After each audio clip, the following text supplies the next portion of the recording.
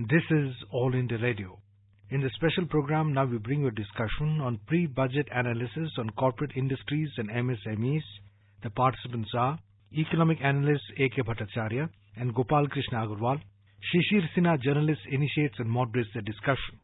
Whenever we talk about budget, the most important thing which get headline is something done for the corporate sector, apart from the personal income tax. But Acharya Sahab, this time, what are the expectations from the corporate sector? Well, the government rightly done a lot about the corporation tax rates well before the budget, on September 24th to be precise. The government came out with a corporation tax regime which is fairly innovative. I say innovative because it not only brought down the headline rates by 10 percentage points from 35% to 25%, and for the new manufacturing companies, it came down to 15%. So these rates came down, but along with that, big dose of reform was that these rates came down in lieu of removal of exemptions.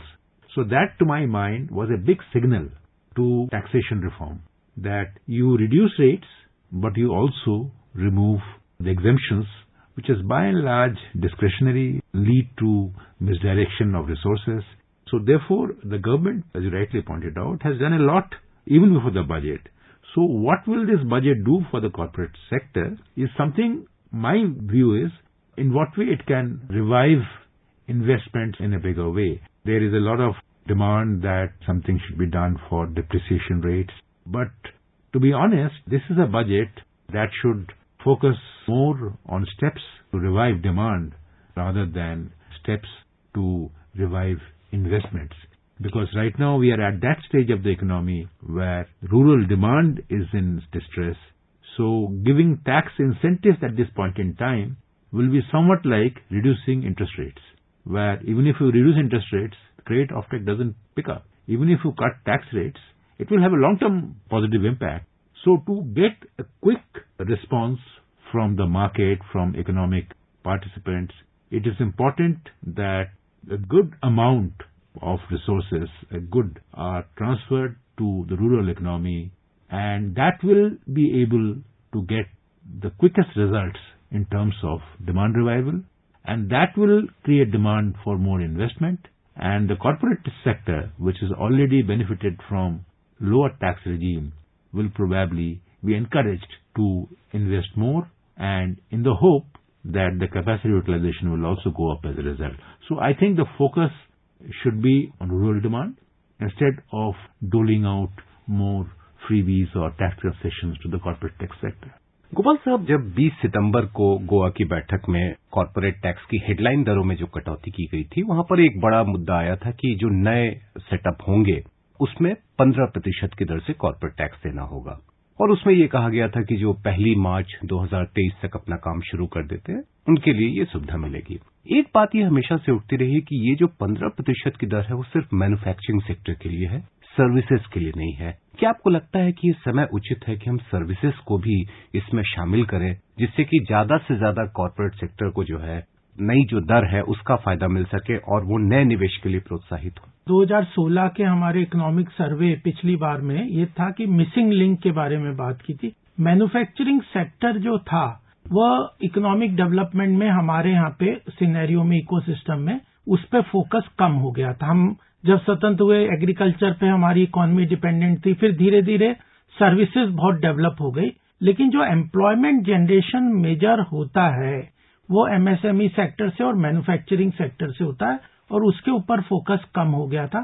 तो यह जो identify किया था हम लोगों ने कि manufacturing sector को बढ़ावा देना, उसमें भी मैन्युफैक्चरिंग में भी स्मॉल मीडियम एंटरप्राइजेस का स्टार्टअप इकोसिस्टम के लिए बेसिकली ये है कि स्टार्टअप इकोसिस्टम पे प्रधानमंत्री मोदी जी का बहुत फोकस है, तो उसके लिए पर्टिकुलरली ये मैन्युफैक्चरिंग सेक्टर के साथ ही मेरे भी जो एमएसएमई सेक्टर से इंटरेक्शन हो रहा है अभी, उनकी तो एक ये भी डिमांड है कि माइक्रो एंड स्मॉल इसको अलग कर दिया जाए और मीडियम जो एंटरप्राइजेज हैं उनका एक अलग सेगमेंट वो ना भी करें, लेकिन उनके लिए स्पेसिफिकली माइक्रो स्मॉल के लिए कुछ पॉलिसी इनिशिएटिव अलग से जरूरत होती है, उनको अलग तरीके की समस्याएं होती है, मीडियम एंटरप्राइजेस के अलग तरीके की बात है। और यह तक लोग कह रहे हैं कि सर्विसेज जो है माइक्रो और स्मॉल में सर्विसेज और मैन्युफैक्चरिंग को सेग्रीगेट किया जाए, क्योंकि एक पॉलिसीज में दोनों को नहीं डील कर सकते। तो यह बात कई हद तक बहुत जायज भी लगती है कि मैन्युफैक्चरिंग सेक्टर को हमारे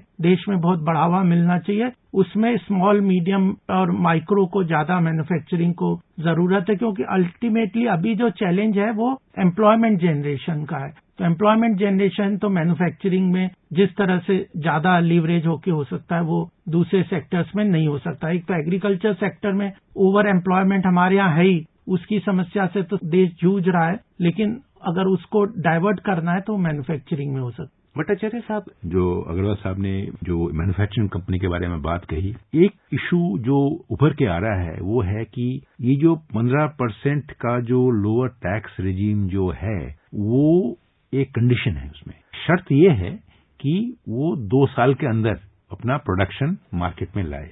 तो मुझे लगता है कि अगर आप इस 15% ड्यूटी यानी सरचार्ज सेस मिलाकर 17% की ड्यूटी कॉर्पोरेशन टैक्स रेट से अगर इन्वेस्टर को अट्रैक्ट करना चाहते हैं और इसका एक long term beneficial impact economy को हो, तो मुझे लगता है कि ये 2 साल की जो शर्त क्या है कि 2 साल के अंदर आपको मार्केट में प्रोड्यूस लाना है। अगर आप नहीं लाए, पहली मार्च 2023 तक की जो समय तक जो है समय ये आ गया कि 15% का ऐलान तो कर दिया गया, पर वो शर्त जो है उसमें थोड़ी बहुत ढील की जरूरत हो सकती है। 1 अप्रैल 2023 के बजाय आप कहना चाहते हैं कि या तो 1 अप्रैल 2025 हो जाए या 24 हो जाए, थोड़ा सा ज्यादा समय मिले, जिससे कि इन्वेस्टर जो है वो प्लान करे कि भाई आज मैं अगर इन्वेस्ट करूं तो मुझे 2 साल में शायद कुछ डिलेज आ जाएं, 1 साल या 1.5 साल ज्यादा लग जाएं, तो उसको डर ये रहेगा कि शायद उसको फायदा ना मिले। तो इसीलिए अगर ये पॉलिसी का जो डायरेक्शन ठीक है और वैसे भी इंटरनेशनल अगर कंपटीशन में आप देखते हैं तो 15% का टैक्स रेट कॉम्पिटिटिव है, तो इसको आप अगर कॉम्पिटिटिव मानते हैं और इसमें आप एग्जम्पशन भी नहीं दे रहे हैं किसी तरह का भी, तो मैं मानता हूं कि जो शर्त जो है उसको शिथिल करना कोई गलत बात नहीं होगा। ऑन द कॉन्ट्रेरी, इससे ज्यादा कॉर्पोरेट सेक्टर उससे शायद आकर्षित होकर इन्वेस्टमेंट कर सकेंगे और एक लंबे समय की योजना भी बना सकते हैं। Mister Agarwal, when the direct tax committee gave its recommendation, one of the recommendation was removing the dividend distribution tax, and that is under discussion for a longer period. Many of the companies are also demanding for that. What is your view on that? Definitely there is from the financial market sector, and many corporate sectors are saying that dividend distribution tax is conceptually it's a double taxation. Actually, dividend is given out of the profits of the company. So the profits are already taxed at the company level. Then you are again asking for a dividend distribution tax. Then now another problem seeped into that. If there is more than 10 lakh, there is another taxation at the recipient hand also. So there is sometimes not only double, it is a triple taxation. Definitely there is a justified demand that dividend distribution tax should go. But I think it has become a continuous process. Finance Minister removes another, puts, it's become more of a sentimental and message giving to the capital market than actually some taxation, etc. for the government. I think it's not useful that we should continue dividend distribution tax.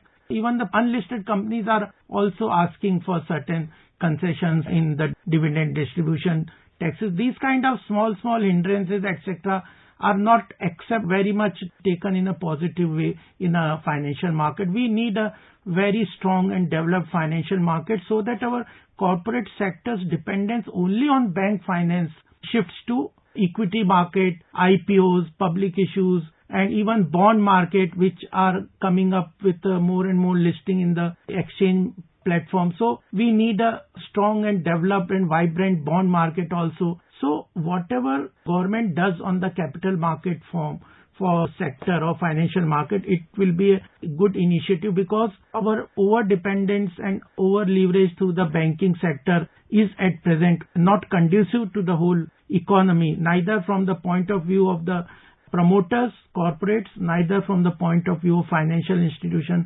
particularly banks. And it also does not lead to a proper channelized mechanism from the small saving to the industrial sector or business system. That whole supply chain also sometime get affected. बिल्कुल, यहाँ पे एक बात ये भी है कि जब आप डिविडेंड डिस्ट्रीब्यूशन टैक्स हटाते हैं तो इसका मतलब है कि कंपनियां जो हैं वो ज्यादा प्रोत्साहित होंगे डिविडेंड देने के लिए। अब जैसे एक कंपनी के नतीजे आए जिन्होंने 10,000 करोड़ रुपए से ज्यादा का मुनाफा कमाया, लेकिन उन्होंने डिविडेंड का ऐलान नहीं किया, क्योंकि जब डिविडेंड डिस्ट्रीब्यूशन टैक्स है तो प्रमोटर को और ज्यादा टैक्स देना पड़ेगा जिसके पास 40% या 50% शेयर है। भट्टाचार्य साहब, एक बड़ा मुद्दा कॉर्पोरेट सेक्टर के लिए long term capital gain tax का भी रहा है, और जब ये दोबारा जब लाया गया था तो उसके बाद ये हुआ कि शेयर बाजार में काफी ज्यादा एक नेगेटिव इंप्रेशन बना। आपको लगता है कि ये समय आ गया है कि हम long term capital gain tax को हम एक ग्रेजुअल प्रोसेस में हटाएं रादर देन हम एक बार में हटाएं या पूरी तरह से हटा दें? देखिए, जो long term capital gains tax जो है वो इससे जो इन्वेस्टमेंट की जो प्रक्रिया है उसमें एक गलत इम्पैक्ट आता है, उसमें स्लो डाउन कर सकता है इन्वेस्टमेंट, लोग शायद ना करें क्योंकि लॉन्ग टर्म कैपिटल गेन्स, और सबसे ज्यादा इम्पैक्ट करता है फॉरेन इन्वेस्टमेंट के ऊपर, क्योंकि फॉरेन इन्वेस्टमेंट में क्योंकि ये ग्लोबली कंपेरेबल टैक्स नहीं है और उसमें सेट ऑफ भी नहीं मिलते, तो मैं समझता हूँ लॉन्ग टर्म कैपिटल गेन्स के ऊपर रिव्यू तो होनी चाहिए। पर आपको ये भी देखनी है कि सरकार की जो रेवेन्यू रेजिंग रिक्वायरमेंट जो है उसको भी देखनी चाहिए आपको। एक सरकार के रेवेन्यू की जरूरतें जो हैं वो काफी अब सीमित हो गई हैं, रेवेन्यूज की बहुत सख्त जरूरत है, फिस्कल डेफिसिट को भी मानना है। तो मैं ये समझता हूं कि अगर आप इन्वेस्टमेंट को ज्यादा बढ़ावा देना चाहते हैं तो शायद लॉन्ग टर्म कैपिटल गेन्स में आप एक ऐसा एक रोड मैप बनाइए जिससे सडनली कोई सिस्टम में कोई शॉक न लगे, ग्रेजुअली इसको आप फेज आउट करने का प्लान बना सकते हैं। और जो आपने जो पहले जो डिविडेंड डिस्ट्रीब्यूशन टैक्स की जिक्र की उसमें मैं यही पॉइंट ऐड करूंगा कि जो डिविडेंड डिस्ट्रीब्यूशन टैक्स जो है, अगर आप कॉर्पोरेट सेक्टर में जो डिविडेंड डिक्लेयर कर रहे हैं उसके ऊपर रखते हैं, जैसे आपने कहा कि एक डिसइंसेंटिव होता है कंपनी का कि वो उस पैसे को वो अपने रिजर्व में रख लेता है, उसको डिविडेंड डिक्लेयर नहीं करता है, तो एक प्रोत्साहन नहीं मिलता डिविडेंड डिक्लेयर करने का, उसको प्रॉफिट को शेयर करने का। पर अगर आप वही डिविडेंड टैक्स अगर जो रिसीव कर रहा है उसके ऊपर रख देते हैं तो मैं समझता हूं कि उसमें ज्यादा लॉजिक, उसकी जो मार्जिनल रेट ऑफ टैक्सेशन है या पीक इनकम टैक्स रेट है उसमें पे करेगा। अगर आप चाहते हैं इक्विटी के लिए आप 10,000 का कैप कर दीजिएगा, आपको 10,000 जिसको मिलेगा उसको आप नहीं देना होगा। जैसे कि फिक्स डिपॉजिट में भी, बैंक डिपॉजिट में भी तो आपने 50,000 का कर दिया, तो उसी दायरे में आ सकता है ये। तो ये टैक्स कंपनी के बजाय अगर इंडिविजुअल में जाए तो ये जो 10 लाख का भी जो है वो इशू भी समझ जाएगा। जो भी 10,000 रुपए सालाना डिविडेंड से नहीं अर्न करता है उसको आप नहीं कर सकते। मैं समझता हूं कि डिविडेंड डिस्ट्रीब्यूशन टैक्स और long term capital gains tax उसमें भी स्टेबिलिटी के लिए एक चाहिए एक लॉन्ग टर्म प्लान। हमारी देश की टैक्सेशन व्यवस्था में समस्या जो है इसका समाधान जरूर होना चाहिए, क्योंकि आज आपने डिविडेंड डिस्ट्रीब्यूशन टैक्स कंपनी में रखा, कल आपने इन्वेस्टर को रख दिया, फिर आपने बदल दिया। पर एक लॉन्ग टर्म स्टेबिलिटी होनी चाहिए जो कि आप 5 साल बाद भी इस देश में आएंगे तो आप जानते हैं हाँ यही देश का स्टेबल टैक्स रेट है। हम उसी दिशा में अगर बढ़े, मैं समझता हूं कि ये बजट एक ऐसा मौका है जहां पे हम एक लॉन्ग टर्म ब्लूप्रिंट या टाइमलाइन दे दें। जैसे कि लोग ये भी कह रहे हैं कि डायरेक्ट टैक्सेस कोड आ गया है, उसमें भी काफी रिकमेंडेशन है, उसका अगर रिव्यू करने के बाद अगर एक 5 ईयर प्लान दे देंगे, 5 साल में हम ऐसे ऐसे काम करेंगे, तो मैं समझता हूं कि इन्वेस्टर्स और जो पर्सनल इंडिविजुअल्स हैं उनके लिए काफी मददगार साबित होगा। गोपाल जी, आप कुछ कहना चाह रहे थे long term capital gain tax? मैं तो सिंपल ये बात कर रहा हूँ कि सरकार के पास लॉन्ग टर्म कैपिटल गेन से कोई बहुत बड़ा रेवेन्यू आ रहा हो ऐसी बात नहीं है। और एसटीटी भी लगाया, सिक्योरिटी ट्रांजैक्शन टैक्स जब लगाया था तब ये बेसिकली यही बात आई थी कि लॉन्ग टर्म कैपिटल गेन्स को हटा रहे हैं इसलिए सिक्योरिटी ट्रांजैक्शन टैक्स लगा रहे हैं। तो यह एक तरीके से कैपिटल मार्केट की ये डिमांड भी रहती है फाइनेंशियल मार्केट की कि आप या तो कैपिटल गेन्स टैक्स लगा लीजिए या फिर सिक्योरिटी ट्रांजैक्शन टैक्स लगा लीजिए। दोनों चीजें नहीं है और बहुत बड़ा रेवेन्यू नहीं है, लेकिन एक तरीके का एक इंसेंटिवाइज करने का बात ये, इतना ही मैंने कहा था। तो लॉन्ग टर्म कैपिटल गेन को लगाने का कोई बहुत बड़ा औचित्य सरकार के पास नहीं है, अनलेस वो टैक्स एडमिनिस्ट्रेशन है उसको इम्प्रूव करने के लिए वो कहते हैं। तो उसके अब तो बहुत ज्यादा डिजिटल इकोनॉमी के साथ आधार कार्ड की लिंकिंग और ट्रांजैक्शन ऑडिट ट्रेल स्टैब्लिश होने के कारण मेरे ख्याल से वो सब चीजों का जीएसटी आ गया है। जीएसटी से बहुत बड़ा बिजनेस ट्रांजैक्शन पूरा बैंकिंग चैनल से फ्लो कर रहे हैं, तो उसकी अब इतनी बड़ी आवश्यकता है नहीं। Mr. Bhattacharya, we all are talking about that. Of course, we have addressed some issues related with investment thing. We have not addressed much on the consumption thing. Still, I am going back on the investment thing. Do you think that the really time has come to give some more investment incentive kind of things for the newer companies apart from the 15% corporate tax? Do you think some more incentive can be given so that we will have a more and more investment from the startup as well as from the established one? I think I talked about the need for looking at fresh depreciation norms, particularly for the infrastructure sector projects. Government has an infrastructure pipeline document ready. Now, if you are looking at 100 lakh crore of investment over the next 5 years. In fact, 1.03 lakh crore worth of investment projects have already been identified. Now, if you want to get them going, the first thing is to ensure that there is adequate long-term financing route available. Now, we have an institution called IFCL, whose equity was increased by 6,000 crore just about 2 months ago. Now, obviously, it will help in providing more long-term finance to many of these infrastructure projects. But I think you need taxation instrument by which you can get the private sector into an area where it is otherwise not keen to come. In India, in the last 30-35 years after economic reforms, we have not seen the private sector coming and playing a role in the core sector, and that role has been left to the public sector. Now, one of the reasons is, in my view, the long-term financing avenues that were there initially were gradually closed down and they became universal banks. Now, you had an IDBI, you had an IFCI, you had ICICI. Now, they were all long-term financial institutions. Now, the long-term financial institutions were there to provide finances for long-term projects, and they did not suffer the problem of any asset liability mismatch as a result. Now, the entire responsibility is on the banking sector, which is obviously has got to finance a long-term project. It has asset liability mismatch. IFCL is, in my view, not enough to solve that problem. You need huge amounts of money to want to kickstart the infrastructure sector. You need a mix of policies to encourage investment in the infrastructure sector by the private companies. And one of them is, of course, depreciation norms to be relooked. And second would be providing them long-term finances by creation of some long-term financing institute or empowering IFCL and making it more effective and efficient and functional.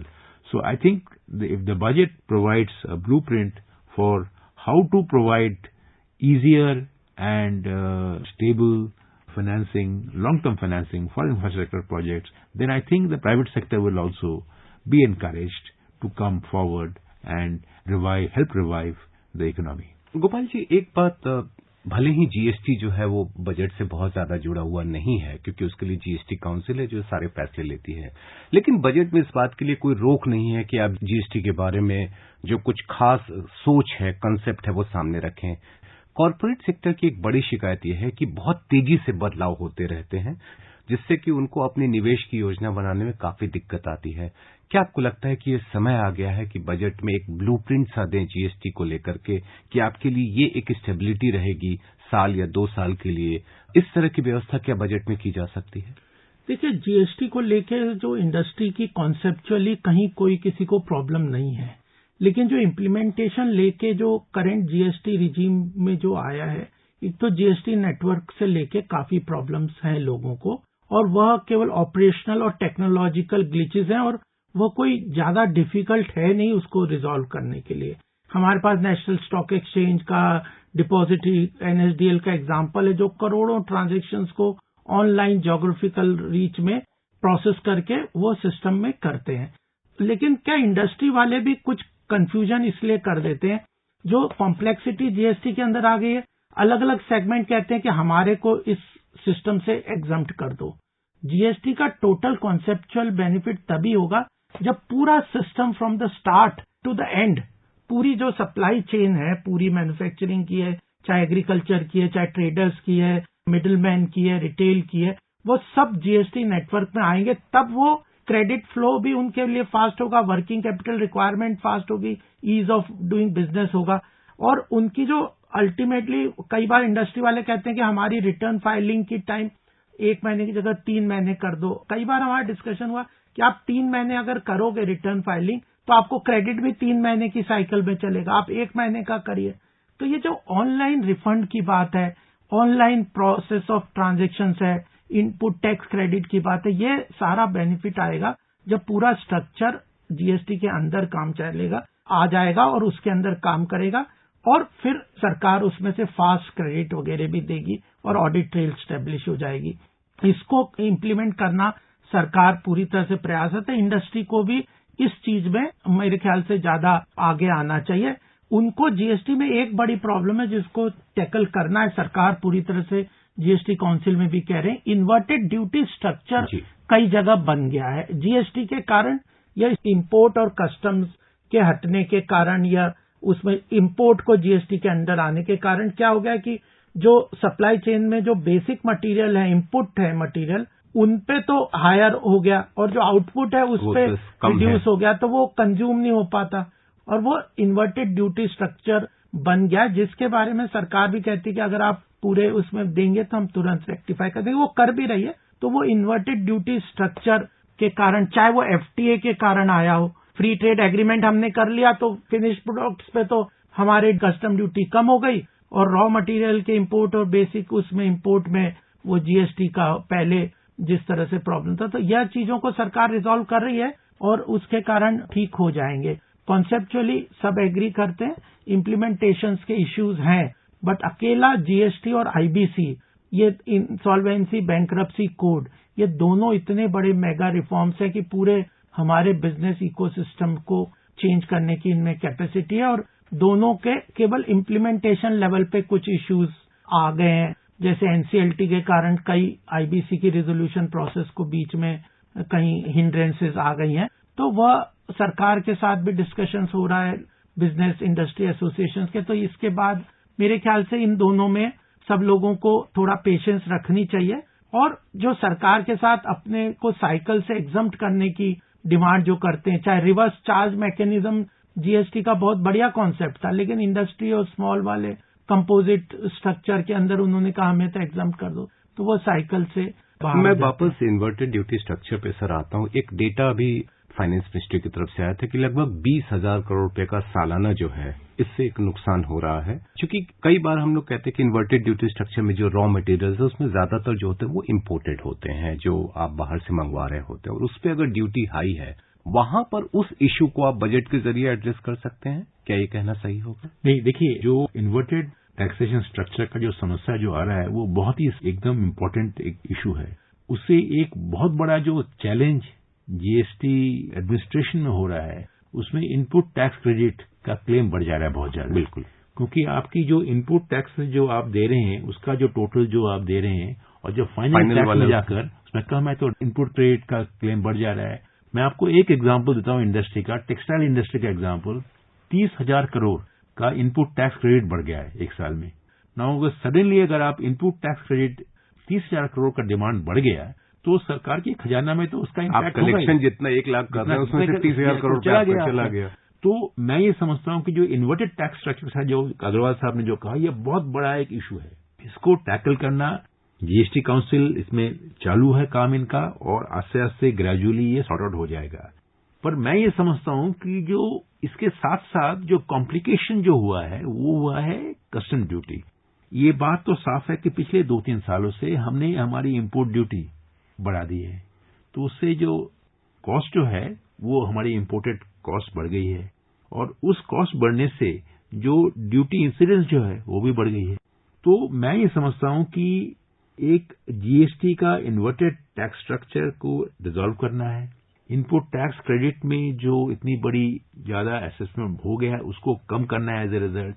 उसके साथ साथ हमारी जो एक recent एक tendency जो है कि हम जो ही हम देखते हैं कि डोमेस्टिक इंडस्ट्री को दिक्कतें आ रही हैं, प्रोडक्टिविटी गेन्स या वेजेस की तरफ न देखकर हम समझते हैं कि इम्पोर्ट ड्यूटी बढ़ा दीजिए आप। इम्पोर्ट ड्यूटी बढ़ाने से मैं समझता हूं कोई क्षेत्र में शायद जरूरी हो, पर अगर सब क्षेत्र में हर मर्ज की अगर एक ही दवा नहीं हो सकती। तो मैं समझता हूं कि इंपोर्ट ड्यूटी का जो एप्लीकेशन वो जरा सोच समझ के किया जाए, क्योंकि इंपोर्ट ड्यूटी का एप्लीकेशन से मेक इन इंडिया प्रोग्राम भी अफेक्टेड होता है। तो इसीलिए जीएसटी एक तरफ और मेक इन इंडिया दूसरी तरफ। तो इस बजट में अगर इंपोर्ट ड्यूटी को अगर फिर से अगर एक हमारी जो एवरेज टैरिफ ड्यूटी है वो बढ़कर अब 14% से बढ़कर अब मेरे ख्याल से 16% में आ चुकी है। तो ये जो इंक्रीज जो है इसके ऊपर अंकुश लगाना चाहिए, क्योंकि ये हमारे जीएसटी को भी इम्पैक्ट कर रही है और हमारी डोमेस्टिक मैन्युफैक्चरिंग कैपेबिलिटी को भी खराब कर रही है। जब हम मेक इन इंडिया की बात कर रहे हैं गोपाल जी, एक बड़ा मुद्दा एमएसएमई को लेकर के है, micro small and medium enterprises, छोटी छोटी कंपनियां होती हैं और इनके लिए सबसे बड़ी समस्या पैसे जुटाने की है। ये भी चर्चा चल रही थी कि क्या हम कोई एक ऐसा फंड बना सकते हैं, कोई डेडिकेटेड फंड बना सकते हैं। क्या आपको लगता है कि बजट इस बारे में कुछ कदम उठा सकते हैं? बिल्कुल, ये सबसे बड़ा महत्वपूर्ण मुद्दा है और मुझे लगता है कि जो फाइनेंस मिनिस्टर के पास जो लोग भी इंडस्ट्री वाले जा रहे हैं या पार्टी के लेवल पे भी बहुत सारे डिस्कशन हो रहे हैं, उसमें एनबीएफसी और एमएसएमई सेक्टर को फंड फ्लो की बात है। अभी सारा जो डिपेंडेंस जो हो रहा है ना, वो बैंकों के ऊपर प्रेशर आता है और बैंकों की जो रिस्क प्रीमियम, आरबीआई ने एक कंडीशन लगा दी है कि एमएसएमई सेक्टर में एक रिस्क प्रीमियम ऐड कर देते हैं, तो वो फिर अनवायबल हो जाता है। तो यह रिलैक्सेशन उनको देना पड़ेगा। और दूसरा, एनबीएफसी की फाइनेंसिंग से क्या होता है कि रिटेल सेक्टर में जो लिक्विडिटी है वो आज कंज्यूमर ड्यूरेबल जो भी है, इवन ऑटोमोबाइल इंडस्ट्री, सबकी फाइनेंसिंग एनबीएफसी की तरफ से आती है। तो एनबीएफसी की फाइनेंसिंग जो होती उसको पहले बैंक फाइनेंस करते थे, अब कहीं ना कहीं उनके लिए रिस्क एवर्सनेस बहुत बढ़ गई है बैंकों के तरफ से भी।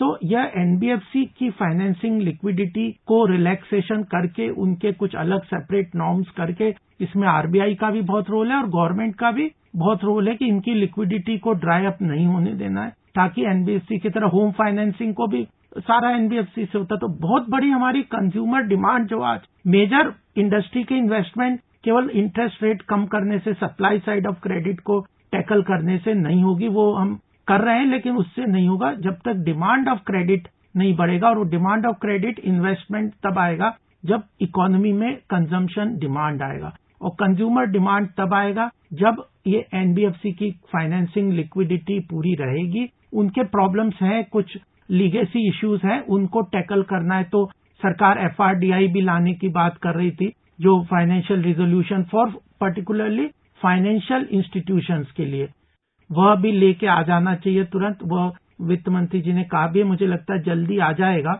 जैसे आईबीसी मैन्युफैक्चरिंग के लिए, वैसे फाइनेंशियल इंस्टीट्यूशंस के लिए रिजोल्यूशन का सिस्टम आ जाएगा। उसको इन प्लेस करके एनबीएफसी की लिक्विडिटी बढ़ाना और साथ में एमएसएमई सेक्टर को क्रेडिट अवेलेबिलिटी फाइनली सरकार को बढ़ाना पड़ेगा। और उसके लिए चाहे उनके लिए जो रिजोल्यूशन के रिलैक्सेशन है या वर्किंग कैपिटल नॉर्म्स में 90 डेज का है और बिजनेस साइकिल 180 डेज की पेमेंट साइकिल है और आप एनपीए की रिकॉग्निशन की साइकिल अगर 90 डेज कर रहे हैं तो फिर वो सस्टेनेबल नहीं है। तो ये ऑपरेशनल इश्यूज में माइनर जो हिकअप्स हैं वह सरकार के पास पूरे इंफॉर्मेशन गए हैं। और बजट में अब आप पीछे से कुछ सालों से देखेंगे कि बजट केवल ये नहीं है कि टैक्स रेवेन्यू की फिगर्स को बता दो, सरकार की स्कीम्स के लिए कहां से पैसा आएगा, वो एक महत्वपूर्ण हिस्सा है। लेकिन पॉलिसी इनिशिएटिव, पॉलिसी स्टेटमेंट, एक हम अर्थव्यवस्था को किधर देखना चाहते हैं और जो $5 ट्रिलियन की इकोनॉमी पे जाना है, या इंफ्रास्ट्रक्चर जैसे कह रहे हैं एनआईपी में 1,03,000 करोड़ का इन्वेस्टमेंट है, तो उसके लिए रिसोर्स जनरेशन क्या होगा। तो टैक्सेशन के अलावा भी ऑल्टरनेटिव सरकार को भी रेवेन्यू जनरेशन के मोड देखने, वो भी बजट में आ सकते हैं कि डिसइन्वेस्टमेंट टारगेट क्या रखते हैं, डेट की स्ट्रक्चरिंग सरकार क्या करती है, फिस्कल डेफिसिट को कैसे, और अगर सरकार ने इस वक्त स्पेंडिंग कम करी किसी भी तरह तो इंडस्ट्री को काफी प्रॉब्लम्स आ सकते हैं। तो सरकार कंटिन्यू रखे अपनी स्पेंडिंग, ये बहुत महत्वपूर्ण है। बहुत बहुत धन्यवाद and thank you very much sir. Thank you. You were listening to a discussion on pre-budget analysis on corporate industries and MSMEs. The participants were economic analyst A.K. Bhattacharya and Gopal Krishna Agarwal. Shishir Sinha, journalist, initiates and moderates the discussion. The program was produced and presented by the News Services Division of All India Radio. This program is also available on our website, newsonair.com. You can also follow us on the News on AIR app for updates. You may email your opinion about this program at airnsdtalks@gmail.com.